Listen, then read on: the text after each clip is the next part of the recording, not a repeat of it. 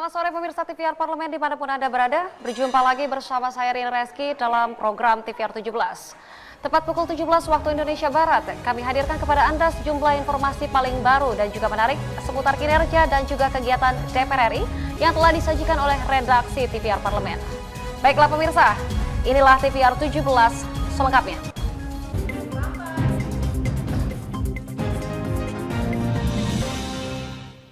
Kita awali berita pada sore hari ini dari DPR RI yang berharap adanya grand design jangka panjang serta kolaborasi antar BUMN dalam pengembangan kawasan wisata Danau Toba.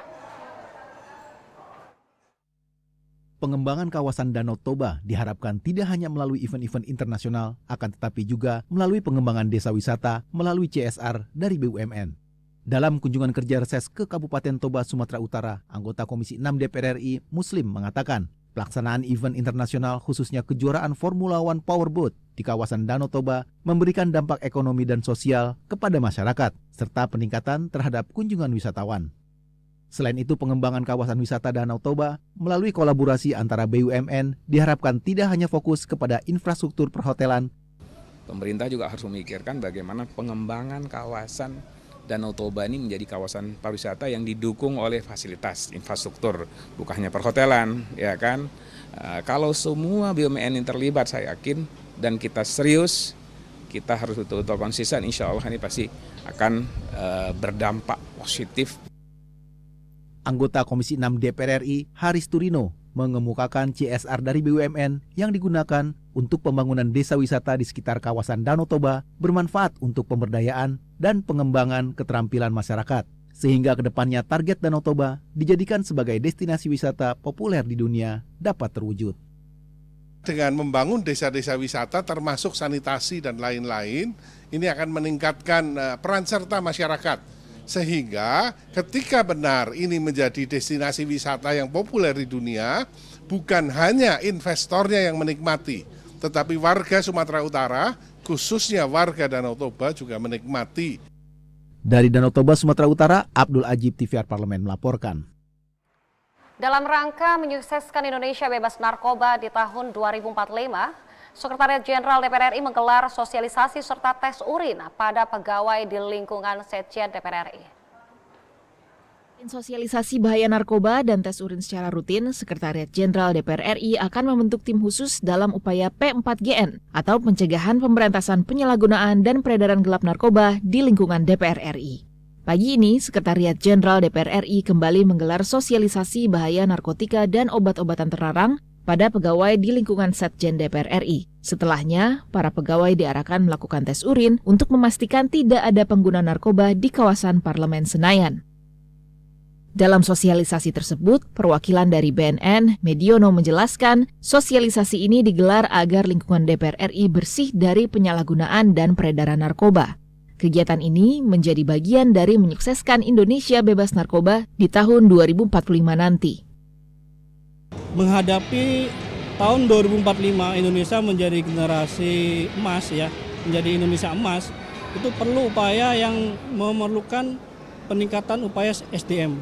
Salah satunya adalah agar SDM di sini bersih dari bahaya penyalahgunaan dan peredaran gelap narkoba.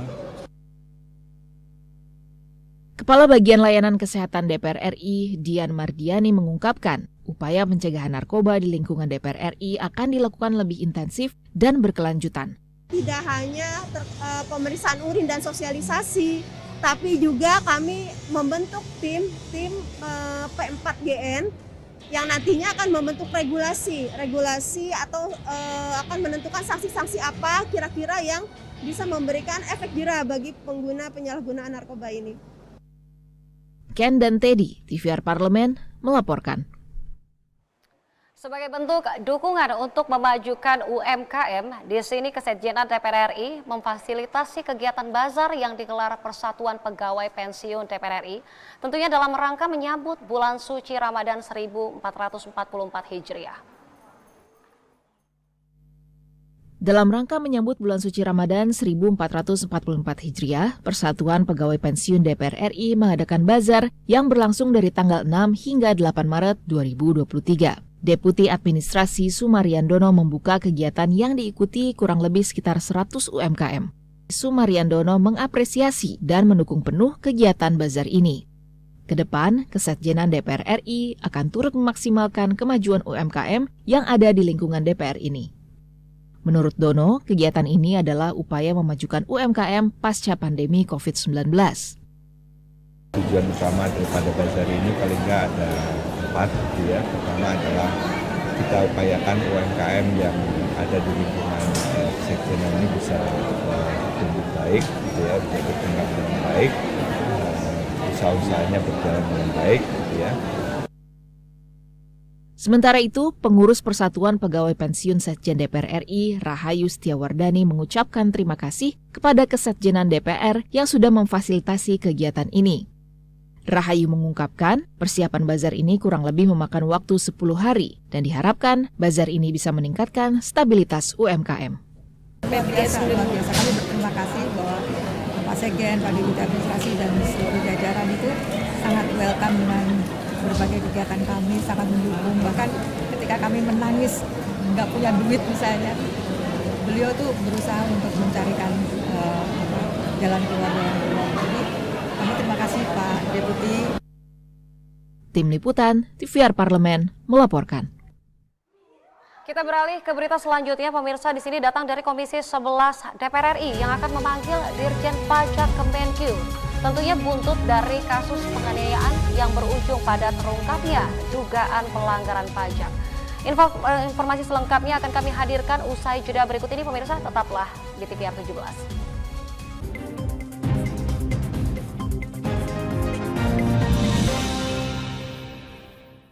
Utang-utang dulu saya.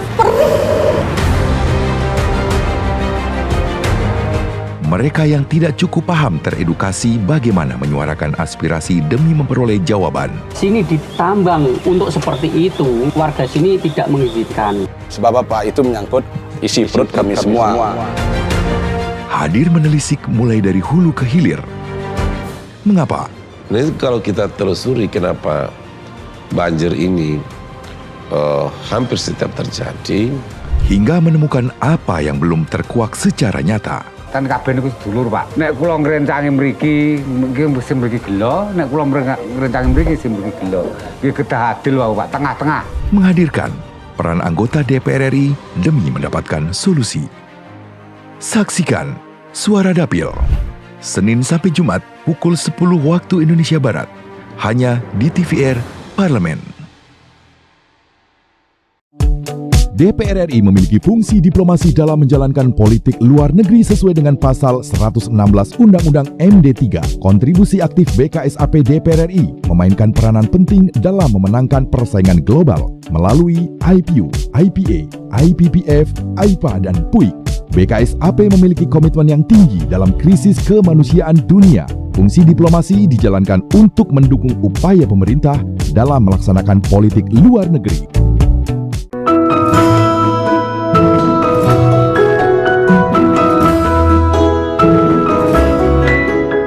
Perempuan Parlemen mengungkap sisi kehidupan pribadi anggota DPR RI dan partisipasi perempuan dalam politik dan publik, keseharian dalam keluarga, dan usaha mewujudkan aspirasi masyarakat di setiap sidang sebagai wakil rakyat. Jangan lewatkan Perempuan Parlemen.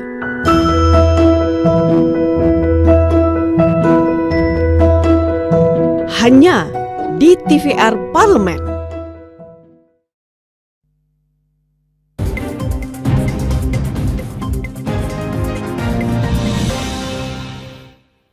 Kita kembali di TVR 17, pemirsa.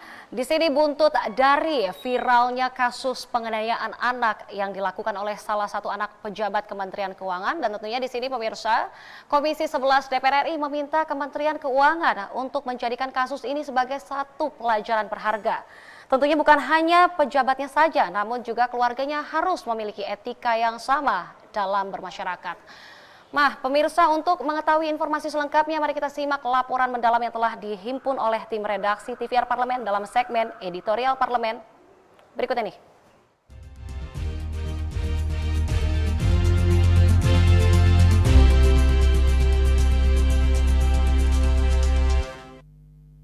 pajak sejatinya merupakan modal utama pemerintah dalam menjalankan program pembangunan. Bayangkan saja, tahun 2022 pendapatan negara melalui pajak mencapai 2.000 triliun rupiah. Artinya, kepatuhan masyarakat dalam membayar dan melaporkan pajak turut berperan membangun negeri. Namun semangat dan kepatuhan masyarakat goyah seketika. Kasus penganiayaan dan gaya hidup mewah Mario Dandi selaku anak dari mantan Kepala Biro Umum Direktorat Jenderal Pajak Rafael Alun menjadi penyebabnya. Hiruk-pikuk kasus ini semakin meluas setelah kendaraan mewah Rubicon yang dimilikinya diketahui telat bayar pajak. Tak hayal jika hal ini berimbas pada kekecewaan publik terhadap jajaran Ditjen Pajak. Kecewa Pak saya. Seharusnya bayar. Tidak harus itu. Harus bayar. Biarpun pegawai pajak tetap harus bayar pajak. Karena itu untuk pemerintahan juga, kita juga. Terbaru, Rafael Alun telah menjalani pemeriksaan KPK terkait kekayaannya yang mencapai 56 miliar rupiah. Lembaga anti rasuah itu juga mendalami kepemilikan Jeep Rubicon dan Harley Davidson. Wakil Ketua DPR RI Sufmi Dasko Ahmad pun ikut angkat bicara. Menurutnya, pengecekan laporan harta kekayaan penyelenggara negara atau LHKPN perlu dilakukan untuk meredam spekulasi yang beredar di masyarakat. Hal itu dinilai dapat menjaga marwah Ditjen Pajak di mata masyarakat. Saya pikir apa yang kemudian tadi disampaikan itu kan kita mesti juga pilah-pilah. Tidak semua kemudian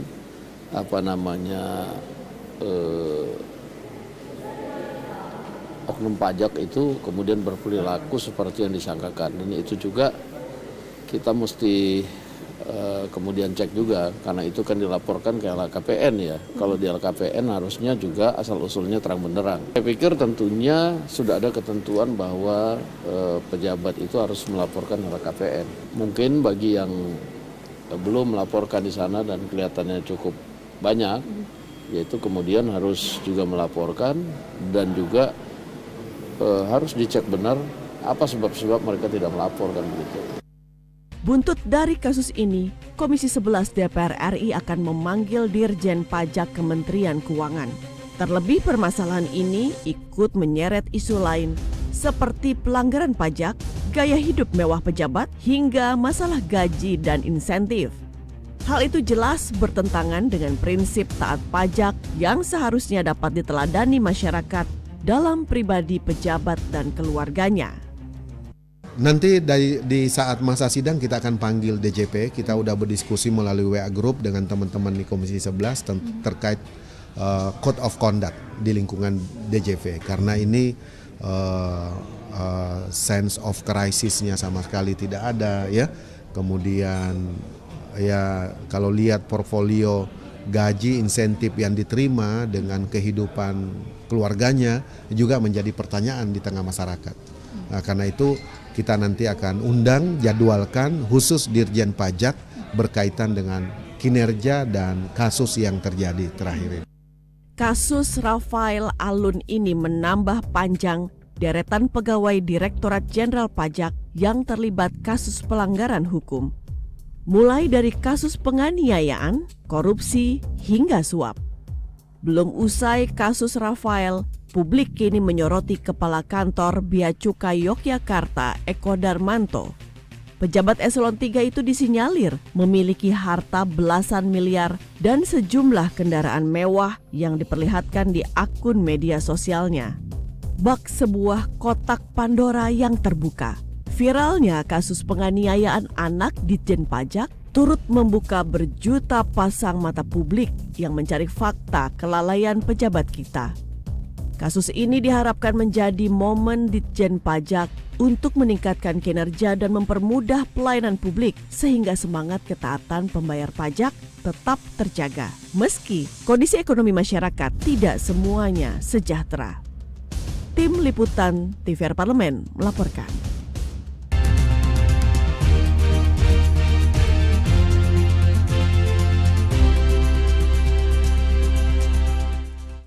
Nah, pemirsa, kita beralih ke berita selanjutnya. Di sini datang dari Presiden Joko Widodo yang akan menerbitkan instruksi presiden atau Inpres sebagai petunjuk pelaksanaan kebijakan pembangunan jalan daerah. Dan tentunya pemirsa, pemerintah akan membantu membangun jalan daerah yang berstatus tidak baik hingga mencapai target rencana pembangunan jangka menengah atau RPJMN sebesar 65% pada tahun 2024. Baik pemirsa, saksikan informasi selengkapnya. Untuk itu jangan kemana-mana, tetaplah bersama kami di TVR 17.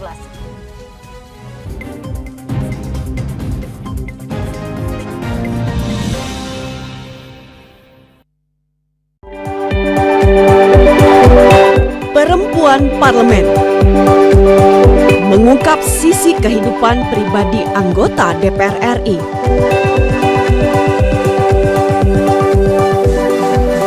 Dan partisipasi perempuan dalam politik dan publik.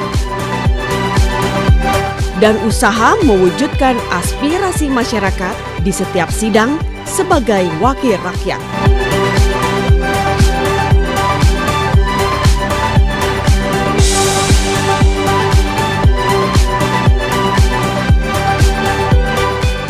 Keseharian dalam keluarga.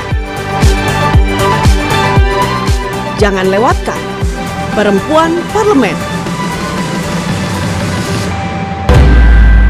Hanya di TVR Parlemen. Utang-utang dulu saya, perih.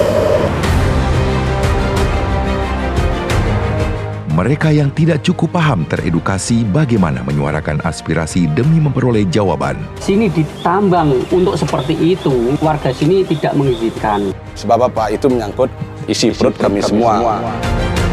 Hadir menelisik mulai dari hulu ke hilir. Mengapa? Nah, kalau kita telusuri kenapa banjir ini hampir setiap terjadi, hingga menemukan apa yang belum terkuak secara nyata. Kan kabeh niku sedulur, Pak. Nek kula ngrencangi mriki, nggih mesti mriki gelo, nek kula ngrencangi mriki sing mriki gelo. Nggih kedah adil wae, Pak, tengah-tengah. Menghadirkan peran anggota DPR RI demi mendapatkan solusi. Saksikan Suara Dapil, Senin sampai Jumat pukul 10 waktu Indonesia Barat, hanya di TVR Parlemen.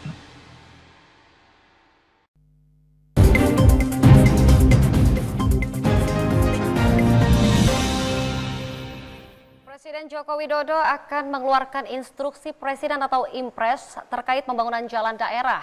Dan di sini pemirsa, anggota Komisi 5 DPR RI yaitu Sumail Abdullah mengungkapkan Inpres pembangunan jalan daerah sudah ditunggu oleh masyarakat. Karena hingga saat ini masih banyak jalan yang rusak di berbagai titik daerah. Untuk itu, pembangunan jalan di daerah harus memenuhi standar mutu yang telah ditetapkan. Nah pemirsa, untuk lebih lengkapnya berikut laporan rekan kami Nazia Sudira. Baik pemirsa TVR Parlemen, seperti yang diketahui bahwa Presiden Joko Widodo akan mengeluarkan instruksi Presiden terkait dengan pembangunan jalan daerah yang merupakan bagian dari pelaksanaan revisi Undang-Undang Jalan. Untuk mengetahui sebenarnya apa urgensi dari Inpres ini dan bagaimana DPR RI akan melakukan fungsi pengawasannya dari implementasi Inpres ini, saya akan langsung menanyakan kepada salah satu anggota Komisi 5 DPR RI yang sudah hadir bersama saya, yakni Bapak Sumail Abdullah yang merupakan anggota dari fraksi Gerindra untuk daerah pemilihan Jatim 3. Baik Pak, jadi sebenarnya apa urgensi dari Inpres ini Pak? Pertama begini, bahwa pada saat rapat penting kita sudah bahas dengan mitra kerja, dengan Menteri PUPR, bahwa di daerah-daerah itu masih banyak membutuhkan sentuhan-sentuhan kaitannya dengan dana-dana langsung dari APBN. Walaupun selama ini secara bertingkat kan ada APBD tingkat 2, APBD tingkat 1, namun demikian masih banyak sekali fasilitas-fasilitas umum kaitannya dengan jalan yang masih perlu perbaikan dan pembenahan. Tadi seperti yang Bapak sampaikan bahwa pembangunan jalan daerah ini akan menggunakan APBN. Seperti apa sebenarnya kategori jalan yang akan diperbaiki dengan dana APBN ini Pak? Undang-undang tersebut menjelaskan kepada Undang-Undang nomor 2 tahun 2022 yang kita tetapkan bersama pemerintah memberikan kewenangan untuk intervensi baik jalan antar kabupaten, ya, artinya yang selama ini menjadi kewenangan provinsi, antar desa yang selama ini menjadi kewenangan kabupaten, dan APBN itu langsung bisa masuk untuk menyelesaikan persoalan-persoalan yang berkaitan dengan bagaimana perbaikan jalan tersebut. Dan ini sangat ditunggu oleh masyarakat luas, tidak hanya di dapil saya. Saya kira hampir di seluruh Indonesia, di mana jalan-jalan yang membutuhkan sentuhan dana langsung dari APBN itu akan segera terrealisasi. Maka kita sampaikan kepada pemerintah dalam hal ini melalui Kementerian PUPR yang saya dengar kabarnya hari ini ada di Kementerian Keuangan untuk segera ditindaklanjuti sehingga bisa kemudian masyarakat yang menginginkan membutuhkan jalan itu bagus, nyaman, aman bagi tersegera transportasi daratnya itu segera terselenggara dengan sesegera mungkin. Terkait dengan kondisi jalan di daerah saat ini, seperti yang Bapak kemarin kan telah melakukan kunjungan, yang Bapak lihat seperti apa kondisi jalan di daerah, Pak? Ya memang banyak sekali jalan-jalan yang rusak hari ini kan. Dan kalau jalan-jalan nasional sih saya melihat bahwa sudah mulai dilakukan pembenahan di tahun kemarin. Ini kan sudah mulai masuk penganggaran 2020-2023 yang segera mungkin juga akan dilakukan pekerjaan melalui lelang-lelang yang akan segera dilaksanakan di level provinsi, ya, karena kalau di jalan dan jembatan itu di daerah sudah ada namanya BP2JK, satu badan yang bertanggung jawab langsung terhadap unit pelaksanaan lelang di daerah. Dan saya kira kalau di daerah ada beberapa yang khususnya jalan nasional, ya, itu sudah dilakukan perbaikan-perbaikan kalau di dapil saya. Namun kemarin saya juga jalan ke Jambi, itu jalan nasionalnya sangat rusak parah karena para penambang itu yang seyoknya ya tidak boleh melewati jalan-jalan nasional yang diperuntukkan untuk umum, mereka melewati jalan nasional, dan kami menyatakan kepada masyarakat dan stakeholder, pemerintah kabupaten dan provinsi untuk segera menyetop itu, dan penambang harus punya jalan khusus guna menghindari kerusakan, dan kita menjamin keselamatan bagi pengguna jalan yang lain, utamanya masyarakat. Dan nih Pak, bagaimana nih Komisi 5 akan melakukan pengawasan dari implementasi Inpres nanti ke depannya, Pak? Tentu begini, kami selalu menyarankan, ya, dan kemudian menyampaikan agar jalan-jalan yang akan kita bangun itu memenuhi standar mutu. Standar mutu itu berhubungan dengan lebar jalan, rencana pemanfaatan, konstruksi dan lain sebagainya. Terus kemudian juga besaran anggaran dan berapa realisasi lelang. Jangan sampai kemudian misalkan satu hal yang selama ini terjadi anggarannya 100% ditawar 40%, ya tidak melanggar sesuai, akan tetapi dari kesesuaian harga dan kelayakan mutu saya kira kita wajib pertanyakan itu. Dari sisi anggaran demikian kami lakukan pengawasan. Ya. Terima kasih ya Bapak. Ya.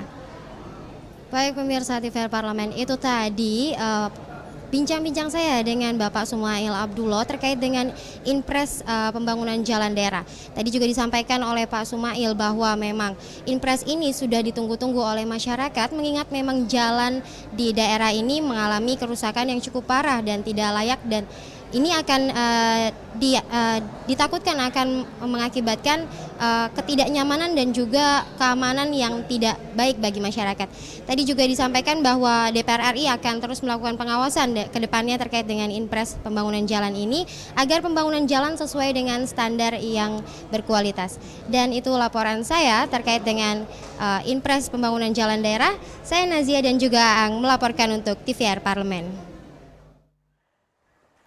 Baik pemirsa, selanjutnya apa saja yang menjadi topik perbincangan di media online pada hari ini? Tentunya usai jeda, tetaplah bersama kami di TVR 17.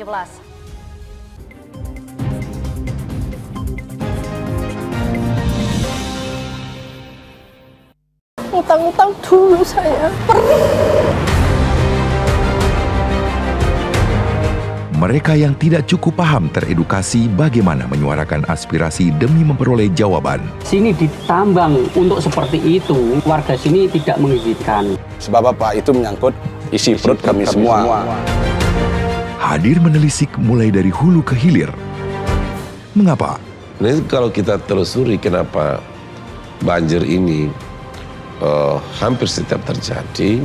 Hingga menemukan apa yang belum terkuak secara nyata. Kan kabeh niku sedulur, Pak. Nek kula ngrencangi mriki, mesti mriki gelo, nek kula ngrencangi mriki sing mriki gelo. Iki kedah adil wae, Pak, tengah-tengah. Menghadirkan peran anggota DPR RI demi mendapatkan solusi. Saksikan Suara Dapil, Senin sampai Jumat pukul 10 waktu Indonesia Barat, hanya di TVR Parlemen.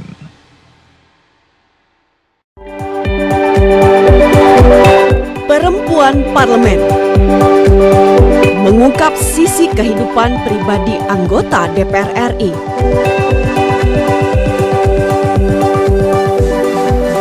Dan partisipasi perempuan dalam politik dan publik. Dan usaha mewujudkan aspirasi masyarakat di setiap sidang sebagai wakil rakyat.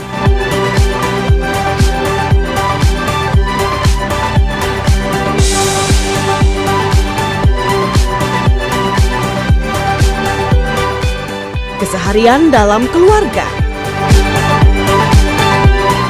Jangan lewatkan Perempuan Parlemen. Hanya di TVR Parlemen.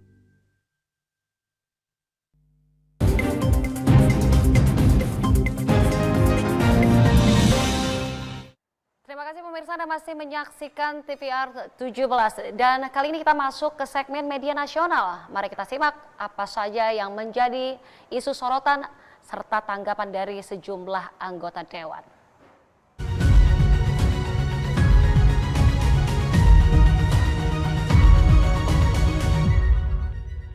Berita pertama pemirsa yang menjadi headline di media online yaitu dari DPR RI yang meminta usut tuntas peristiwa kebakaran depo Pertamina Pelumpang. Dan di sini Wakil Ketua Komisi 7 DPR RI yaitu Edi Suparno menyampaikan duka cita mendalam atas jatuhnya korban dan tentunya kebakaran depo Pertamina di Pelumpang pada Jumat 3 Maret lalu. Tentunya terkait hari itu permisa tersebut Pertamina diminta melakukan audit investigatif guna mengetahui penyebab dari kebakaran serta mencegah terulangnya kejadian serupa. Dan di sini DPR RI juga meminta aparat keamanan melakukan penyelidikan mendalam untuk memastikan tidak adanya sabotase terkait peristiwa kebakaran tersebut. Mengingat depo Pertamina merupakan objek vital yang sangat penting bagi distribusi bahan bakar. Tentunya pemirsa selain itu di sini juga Edi Suparno meminta Pertamina bertanggung jawab atas biaya kesehatan warga serta tempat tinggal warga yang terkena dampak dari kebakaran tersebut. Rencananya Komisi 7 DPR RI akan segera memanggil direksi Pertamina pada masa sidang yang akan datang. Tentunya guna mendapatkan informasi yang jelas terkait penyebab kebakaran depo Pertamina di Pelumpang. Nah pemirsa, kita beralih ke berita selanjutnya yang juga menjadi headline di media online pada hari ini yaitu Ketua DPR RI yang meminta Pemda perhatikan stok sembako jelang Ramadan. Baik pemirsa, di sini Ketua DPR RI yaitu Puan Maharani meminta Pemda Sumatera Selatan memperhatikan stabilitas stok barang sembako. Tentunya jelang bulan suci Ramadan. Dan berdasarkan pantauan ke sejumlah pasar tradisional, saat ini terjadi kenaikan harga yang diiringi berkurangnya stok beberapa komoditas sembako. Berdasarkan informasi yang dihimpun dari pedagang di pasar tradisional, Indralaya Ogan Ilir, di sini harga beras medium naik menjadi Rp 11 per kilogramnya. Dan juga dari harga sebelumnya yaitu Rp10.000 per kilogramnya. Sedangkan beras premium naik menjadi Rp12.000 per kilogramnya. Kemudian pemirsa, minyak goreng menjadi Rp13.000 per liter. Dan juga minyak goreng kemasan yaitu Rp16.000 per liternya. Atau naik Rp1.000 dari sebulan yang lalu ya pemirsa.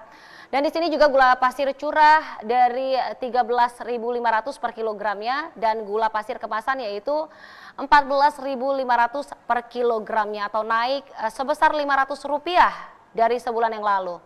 Tentunya pemirsa, kenaikan harga menyebabkan konsumsi warga berkurang dari daya beli 5 kg menjadi 2 kg.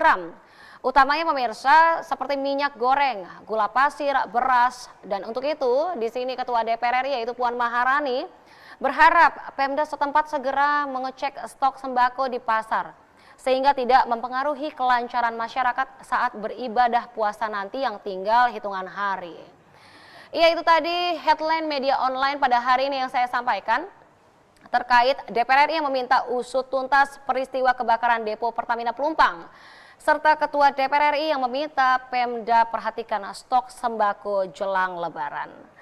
Baik pemirsa TVR Parlemen, segmen media online tadi tentunya menutup program TVR 17 edisi sore hari ini. Saya Rina Reski beserta seluruh kru TVR Parlemen yang bertugas hari ini mengucapkan terima kasih dan undur diri dari hadapan Anda. TVR Parlemen, referensi Indonesia.